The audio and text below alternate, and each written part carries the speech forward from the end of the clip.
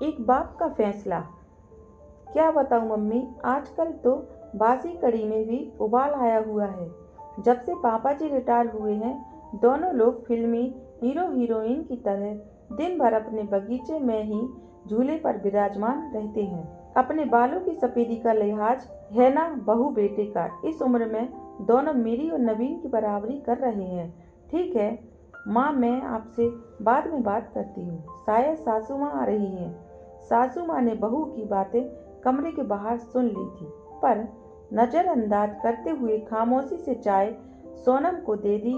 सासू माँ बहू सोनम को चाय देने के पश्चात पति देव अशोक जी के लिए चाय ले जाने लगी। ऐसा देखकर बहू सोनम के चेहरे पर व्यंग्यात्मक मुस्कान तैर गई, पर सासू माँ समझदारी दिखाते हुए बहू की इस नाजायज हरकत को नजरअंदाज करते हुए सिर झुकाए वहां से निकल गई। पति के रिटायर होने के बाद कुछ दिन से उनकी यही दिनचर्या हो गई थी। आजकल सासू माँ प्रभा जी अपने पति देव अशोक जी को उनकी इच्छानुसार अच्छे से तैयार होकर अपने घर के सबसे खूबसूरत हिस्से में अपने पति देव के साथ झूले में बैठकर उनको कंपनी देती थी। प्रभा जी ने सारी उम्र तो उनकी बच्चों के लिए लगा दी थी। कोठीनुमा घर अशोक और प्रभा का जीवन भर का सपना था, जो उन्होंने बड़ी मेहनत से साकार किया था। ऐसे मनमोहक वातावरण में वहां पर लगा झूला मन को असीम शांति प्रदान करता था। पहले वह और अशोक इस मनमोहक जगह में कम समय के लिए ही बैठ पाते थे। प्रभा अनमनी होती हुई तो अशोक बड़े जिंदा दिल शब्दों में कहते, पार्टनर, रिटायरमेंट के बाद दोनों इसी झूले पर साथ बैठेंगे और खाना भी साथ में ही खाएंगे। आपकी हर शिकायत हम दूर कर देंगे। फिलहाल हमें बच्चों के लिए जीना है। बच्चों के करियर पर बहुत कुछ बलिदान करना पड़ता है। खैर, अब बेटा अच्छी नौकरी में था और बेटी भी अपने घर की हो चुकी थी। रिटायरमेंट के बाद घर में थोड़ी रौनक रहने लगी। अशोक जी को भी घर में रहना अच्छा लग रहा था। पहले तो बड़े पद पर थे तो कभी उनके कदम घर में टिकते ही नहीं थे, लेकिन उनकी बहू सोनम अपने पति नवीन को उसके माता पिता के लिए ताने देने का कोई मौका न छोड़ती।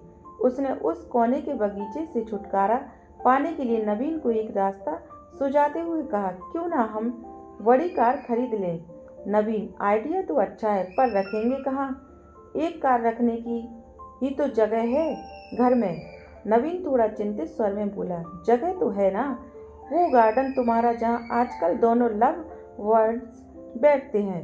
सोनम व्याख्यात्मक स्वर में बोली, थोड़ा तमीज से बात करो। नवीन क्रोध से बोला, लेकिन फिर भी सोनम ने अपने पति को पापा जी से बात करने का मन बना लिया।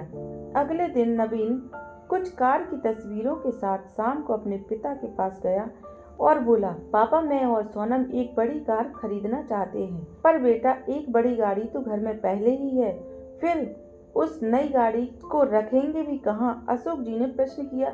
ये जो बगीचा है, यही गैराज बनवा देंगे। वैसे भी सोनम से तो इसकी देखभाल होने से नहीं रही, और मम्मी कब तक देखभाल करेगी? इन पेड़ों को कटवा कर ही ठीक रहेगा। वैसे भी ये सब जड़ें मजबूत घर की दीवारें कमजोर कर रही हैं। यह सुनकर प्रभा तो वही कुर्सी पर सीना पकड़कर बैठ गई। अशोक जी ने क्रोध को काबू में करते हुए कहा, मुझे तुम्हारी माँ से भी बात करके थोड़ा सोचने का मौका दो। क्या पापा, मम्मी से क्या पूछना है? वैसे भी इस जगह का इस्तेमाल भी क्या है? नवीन थोड़ा चिड़चिड़ा कर बोला, आप दोनों दिन भर इस जगह बगैर कुछ सोचे समझे 4 लोगों का लिहाज किए बगैर साथ में बैठे रहते हैं। अब आप दोनों कोई बच्चे तो नहीं हो, लेकिन आप दोनों ने दिन भर झूले पर साथ बैठे रहने का रिवाज बना लिया है, और ये भी नहीं सोचते कि 4 लोग क्या कहेंगे। इस उम्र में मम्मी के साथ बैठने की बजाय आप अपनी उम्र के लोगों में उठा बैठी करेंगे तो वो ज़्यादा अच्छा लगेगा कि ये सब। और वह दनदनाते हुए अंदर चला गया। अंदर सोनम की बड़बड़ाहट भी जारी थी। अशोक जी कड़वी सच्चाई का एहसास कर रही थी, पर आज की बात से तो उनके साथ प्रभा जी भी सन्न रह गई। अपने बेटे के मुंह से ऐसी बातें सुनकर दोनों को दिल भर आया और टूट सुकून से गुजरा था। पहले की जिंदगी तो भागम भाग में ही निकल गई। बच्चों के लिए सुख साधन जुटाने में अशोक जी आज पूरी रात ऊहा-पोह में लगे रहे। कुछ सोचते रहे, कुछ समझते रहे और कुछ योजना बनाते रहे। लेकिन सुबह जब वे उठे तब बड़े शांत और प्रसन्न थे। वे रसोई में गए और कुछ चाय बनाई। कमरे में आकर पहला कप प्रभा को उठाकर पकड़ाया और दूसरा खुद पीने लगे। आपने क्या सोचा? प्रभा ने रुआंसे लहजे में पूछा। मैं ठीक कर दूंगा, बस तुम धीरज रखो, अशोक बोले। पर हद से ज्यादा निराश प्रभा उस दिन पौधों में पानी देने भी ना निकली और ना ही किसी से कोई बात की। दिन भर सब सामान्य रहा, लेकिन शाम को अपने घर के बाहर टू लेट का बोर्ड टंगा देख नवीन ने भौचक्के के स्वर में अशोक से प्रश्न किया। पापा, माना कि घर बड़ा है, पर यह टू लेट का बोर्ड किस लिए? अगले महीने मेरे स्टाफ के मिस्टर गुप्ता रिटायर हो रहे हैं, तो वो इसी घर में रहेंगे, उन्होंने शांतिपूर्ण तरीके से उत्तर दिया। हैरान नवीन बोला, पर कहाँ? तुम्हारे पोर्शन में, अशोक जी ने समान स्वर में उत्तर दिया। नवीन का स्वर अब हकलाने लगा था। और हम दोनों ने तुम्हें इस लायक बना दिया है तो 2-3 महीने में कोई फ्लैट देख लेना या कंपनी के फ्लैट में रह लेना अपनी उम्र के लोगों के साथ। अशोक एक एक शब्द जवाबते हुए बोल रहे थे। हम दोनों भी अपनी उम्र के लोगों में उठे बैठेंगे। तुम्हारी माँ की सारी उम्र सबका लिहाज करने में निकल गई, कभी बुजुर्ग तो कभी बच्चे। अब लिहाज की सीख तुम सबसे लेना बाकी रह गई थी। पापा, मेरा वो मतलब नहीं था, नवीन सिर झुकाकर बोला। नहीं बेटा, तुम्हारी पीढ़ी ने हमें भी प्रैक्टिकल बनने का सबक दे दिया। जब हम तुम दोनों को साथ देखकर खुश हो सकते हैं तो तुम लोगों को हम लोगों से दिक्कत क्यों है? इस मकान को घर तुम्हारी माँ ने बनाया है।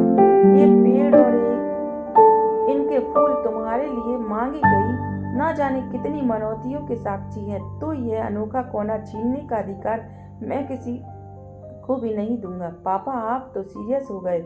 नवीन के स्वर अब नम्र हो चले थे। ना बेटा, तुम्हारी माँ ने जाने कितने कष्ट सहकर, कितने त्याग करके मेरा साथ दिया। आज इसी के सहयोग से मेरे सिर पर कोई कर्ज नहीं, इसलिए सिर्फ ये कोना ही नहीं, पूरा घर तुम्हारी माँ का ऋणी है। घर तुम दोनों से पहले उसका है, क्योंकि जीत पहले आती है, ना कि दांत। बाप की बात सुनकर बेटे का सर शर्म से झुक गया। अगर मेरी कहानी अच्छी लगी हो तो मेरे चैनल को सब्सक्राइब करें। धन्यवाद।